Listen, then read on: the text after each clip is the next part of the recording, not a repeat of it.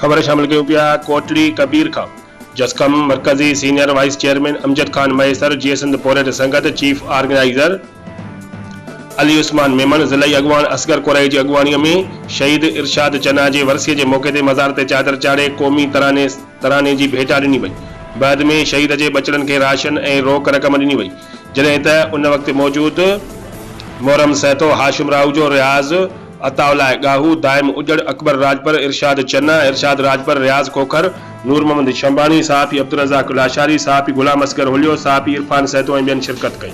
जॾहिं त जसकम senior vice chairman Amjad मैसर मीडिया वारनि सां ॻाल्हाईंदे चयो त असां साईं जीएम सैद जा पोइ लॻा आहियूं ऐं असांजी सियासत अदम तशद्दुद वारी आहे। साईं जीएम सैद जे वरसीअ खां वापसी ईंदे असांजे कारकुननि खे बेगुनाह गिरफ़्तार कयो वियो, जंहिंजी असां सख़्तु लफ़्ज़नि में मज़म्मत कयूं था।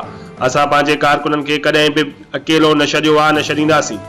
हुन वधीक चयो त हर साल जीअं हिन साल बि शहीद इरशाद चन्ना जी वरसीअ ते पहुची करे उन जे बचनि खे राशन कैश पैसा ॾिना विया ऐं असां सिंध जे शहीदनि जे बचड़नि खे कॾहिं बि अकेलो न छॾियो आहे, न छॾींदासीं।